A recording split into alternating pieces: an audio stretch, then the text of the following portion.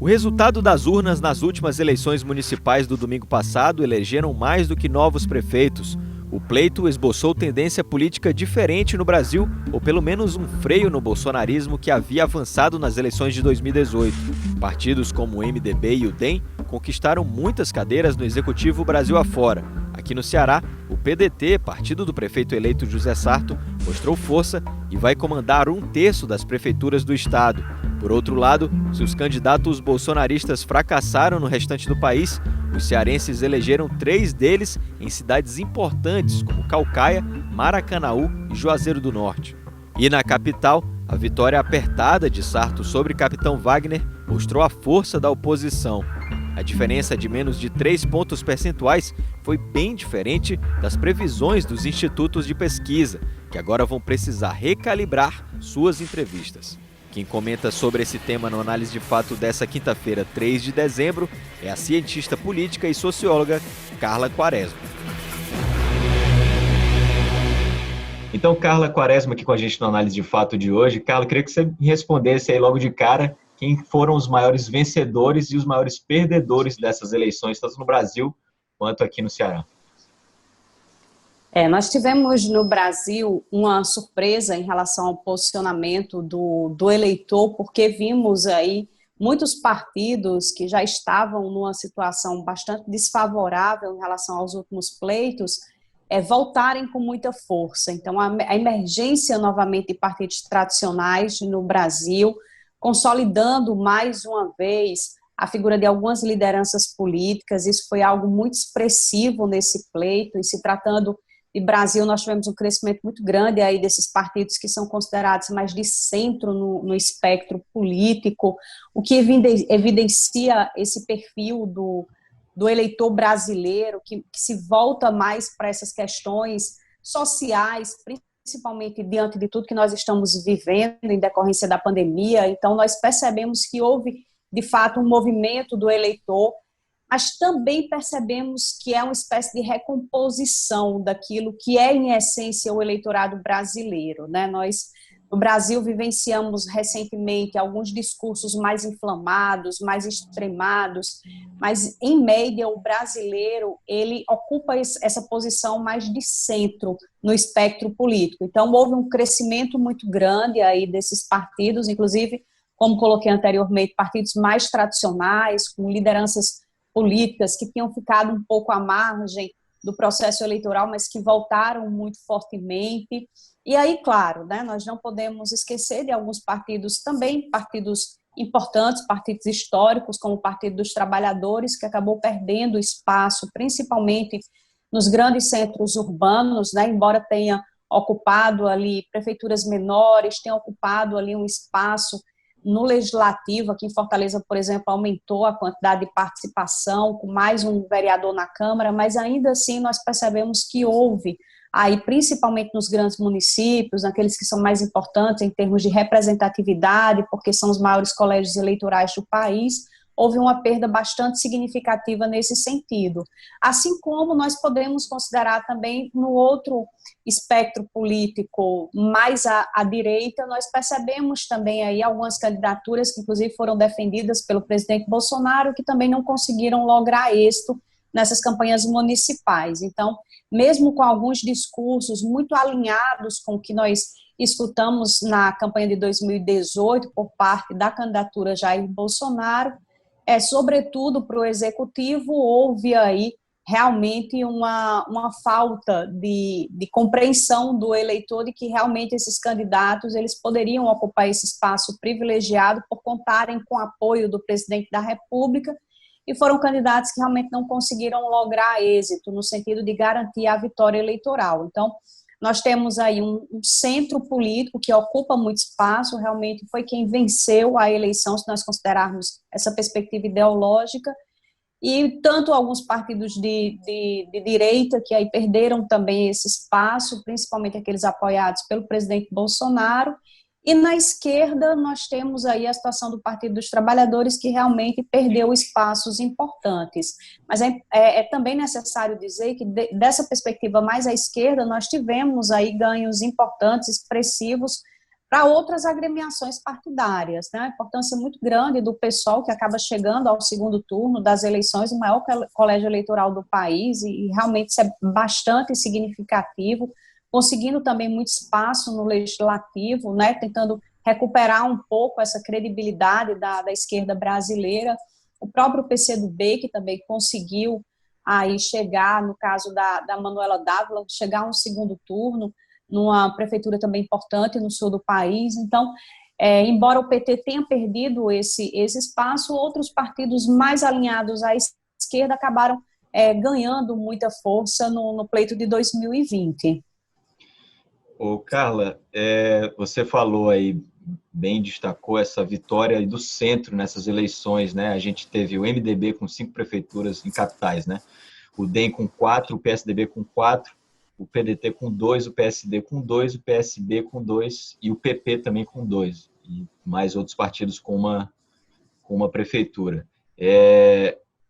Dá para a gente fazer essa análise dos partidos que venceram nas capitais com o centro e no interior, alguns candidatos venceram com o apoio do presidente Jair Bolsonaro, como no caso aqui alinhados com a ideia bolsonarista, né? No caso de Juazeiro do Norte, Maracanaú e também Caucaia. As pesquisas de avaliação do governo já vinham nesse sentido, de que as grandes capitais, não estavam mais tão alinhadas com a boa avaliação do governo, mas no interior, sim. Você vê essa correlação? Eu acredito que há aspectos importantes que devem ser considerados nesses municípios que você cita. No caso de Juazeiro do Norte, uma tradição, né, que acreditava-se que o rompimento seria feito nessa campanha eleitoral, mas, mais uma vez, o eleitorado de Juazeiro do Norte faz uma opção clara por não concordar com a ideia de reeleição. Então, isso está relacionado também a um histórico do município. No caso de Maracanaú, há uma liderança inquestionável do Roberto Pessoa. Então, independente, aí eu acredito até, inclusive, que no caso de Maracanaú, talvez o presidente Bolsonaro precise muito mais do Roberto Pessoa numa transferência de votos para as eleições presidenciais do que o contrário. É uma figura política extremamente importante.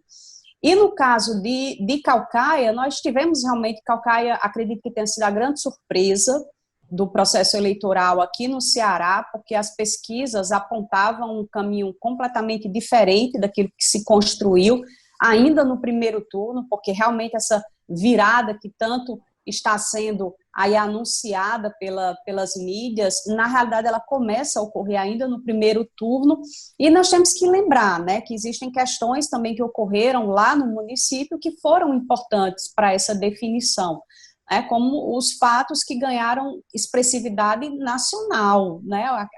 Aquela situação ali de crime eleitoral que não foi um disse-me-disse, né? Foi algo registrado com prisão decretada, e isso impactou muito negativamente na reta final, principalmente quando você tem uma situação de uma parte considerável do eleitorado que ainda está indecisa, que não sabe muito bem como é que vai se posicionar no momento da urna.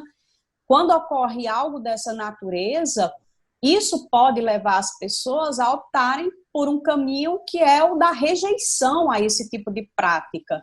Então, nós temos outras situações que podem nos ajudar também a compreender melhor o que aconteceu nesses municípios. É claro que uma eleição ela precisa ser analisada a partir de vários aspectos. Não existe uma única dimensão que determine a vitória ou a derrota eleitoral, né? Nós temos que fazer sempre uma análise multidimensional. Mas nesses municípios especificamente, eu acredito que tenha pesado muito, no caso de Juazeiro do Norte, essa tradição que foi mantida pelo eleitorado de Juazeiro do Norte de não reeleger nenhum candidato. No caso de Maracanaú, a figura do Roberto Pessoa é uma das maiores lideranças políticas do estado do Ceará, incontestavelmente, e no caso de Caucaia, algo que se construiu a partir do primeiro turno, já do candidato Vitor Valim, apresentar uma campanha muito mais propositiva, muito mais condizente com aquilo que as pessoas esperavam escutar de um candidato. Inclusive, no caso de Caucaia, talvez a disputa tenha sido até mais propositiva do que aqui em Fortaleza. Então, foi uma campanha em que realmente algumas questões foram trabalhadas de maneira mais objetiva, de maneira mais programática, pela candidatura do Vitor Valim, e na reta final da campanha um fato que ganhou repercussão no país inteiro, que foi o crime cometido em virtude aí da busca pelo voto de maneira ilícita. Então, eu acho que esses fatores foram muito importantes para que realmente se configurasse o quadro eleitoral nesses municípios. Carla, você destacou aí 2 pontos interessantes aí, aliás, um ponto interessante, que foi a questão da disparada nas pesquisas do caso de Caucaia do Naomi no primeiro turno, e aí você viu uma virada no segundo turno. E aqui em Fortaleza também, falando já da capital, a gente teve, apesar da vitória também por menos de 3 pontos percentuais no primeiro turno de José Sarto em cima do capitão Wagner, a margem que permaneceu no segundo turno, né, de 2 pontos e pouco percentuais, mas as pesquisas davam a vitória bem tranquila de José Sarto, né? O que está acontecendo aí com essas pesquisas? Você mencionou essa questão do fato que aconteceu na véspera da eleição em Caucaia, que pode ter definido aí a vitória apertada do Vitor Valim, mas aqui em Fortaleza não teve nada do tipo e as pesquisas acabaram errando feio. E nós já temos um histórico de erro de pesquisas aqui desde a redemocratização, que nós temos pesquisas eleitorais que acabam divulgando aí dados que não coincidem com o resultado das urnas. Então, não é novidade para o fortalezense essa situação que nós verificamos nesse último pleito. Mas é importante que as pessoas saibam como que esses erros podem acontecer em decorrência de uma pesquisa de intenção de voto, né? Primeiro, a gente pode questionar aspectos metodológicos, né? Por exemplo, uma amostra deficitária. Nas últimas eleições, cada vez menos pessoas são consultadas. É claro que se faz um cálculo estatístico para se chegar a isso, mas a amostra tem que ser representativa do todo.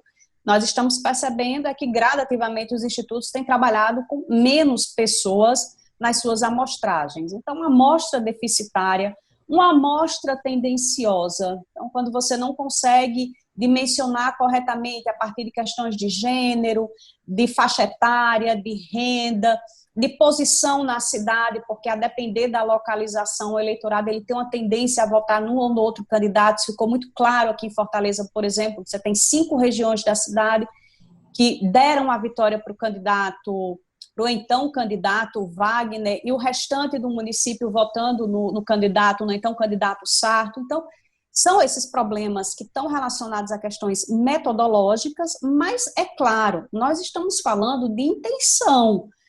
É muito pequeno o percentual de eleitores no Brasil que decide o voto no início da campanha e mantém aquilo ali até o momento que está diante de uma urna.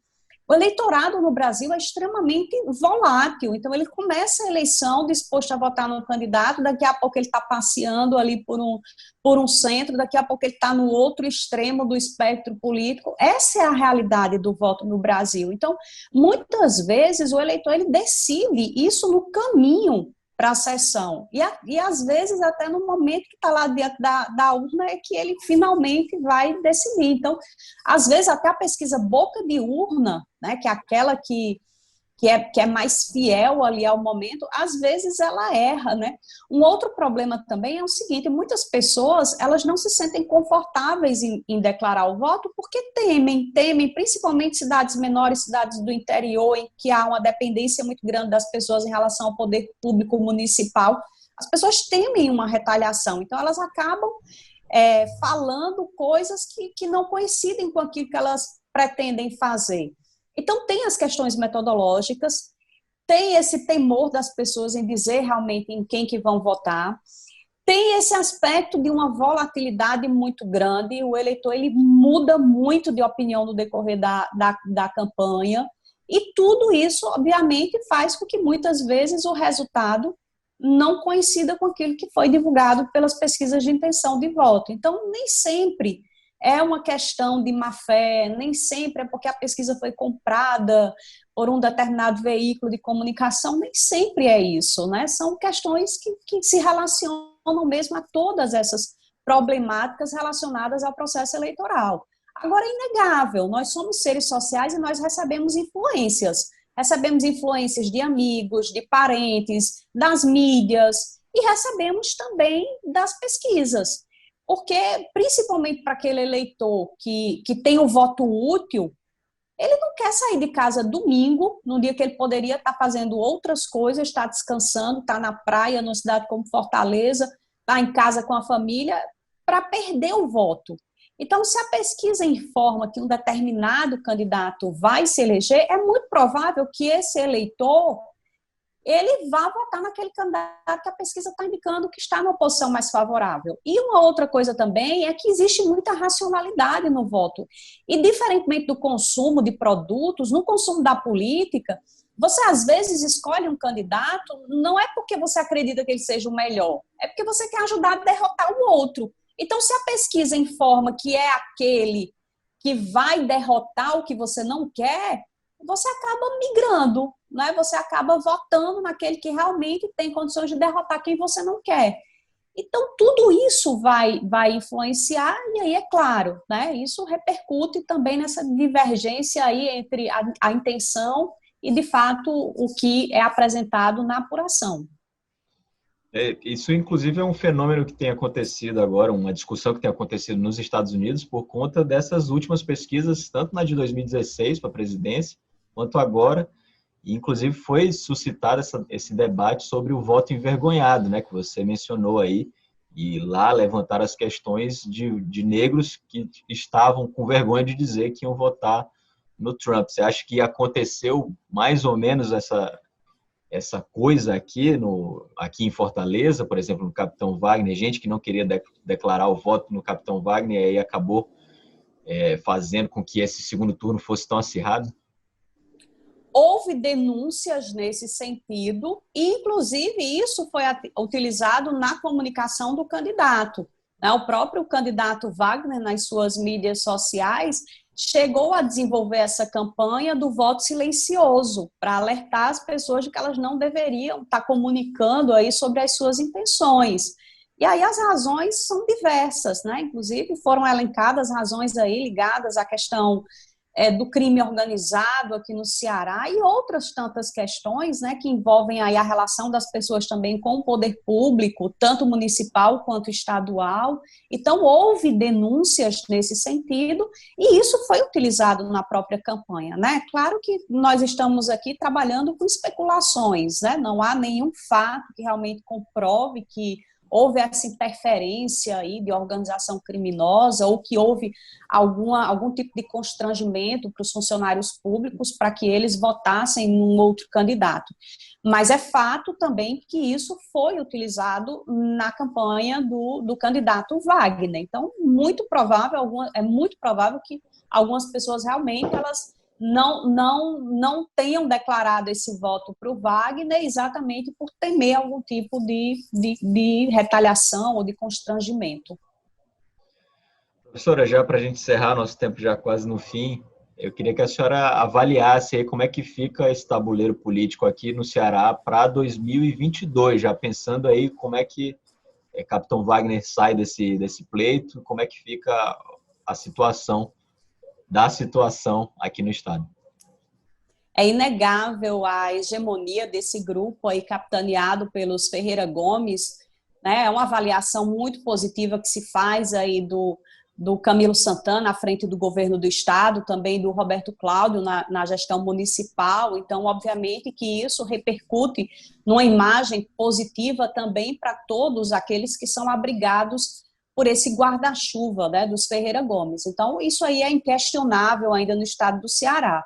Mas é também muito claro que essa eleição, ela cria essa possibilidade de uma construção de lideranças de oposição, né? Porque o Wagner é um fenômeno eleitoral, e isso também é evidente, mas ele sai fortalecido dessa campanha em virtude de se constituir hoje uma referência de oposição, no Estado, que não precisa de outros quadros, como precisou, por exemplo, em 2018, do suporte do PSDB, ou até mesmo de outros candidatos, como o Roberto Pessoa, que pôde participar mais ativamente da campanha, e agora, nesse ano, estava mais envolvido, claro, na sua própria campanha lá em Maracanaú, e ele consegue capitanear um grupo. E um grande desafio agora é realmente esse, arregimentar forças políticas para fazer frente a esse projeto de situação, obviamente oferecendo um programa diferente, um projeto diferente para o estado do Ceará, né? Esse é talvez o maior desafio agora para essa situação de oposição que se cria aqui no estado. A afirmação dessa liderança de oposição através da figura do Wagner e a construção realmente de um projeto aí que envolva muitas lideranças políticas com muita capilaridade para poder conquistar aí espaços importantes, tanto aqui na capital como também no interior do estado. Professora, ótima análise, ótima conversa. Muito obrigado pela participação aqui no Análise de Fato. Eu agradeço imensamente a você pelo convite, agradeço a toda a nossa audiência e dizer que a partir de agora é fiscalizar, monitorar, porque a representação política funciona bem onde as pessoas estão atentas ao que os representantes estão fazendo. E fica à disposição aí para as próximas conversas com o desdobramento aí desses mandatos. Muito obrigado, professora. E olha, você acompanha essa entrevista, além da televisão, também no YouTube da TV Ceará, no youtube.com/TV Ceará HD, e também nas plataformas de podcast do Spotify, da Apple e do Google também. Um abraço e até a próxima quinta-feira.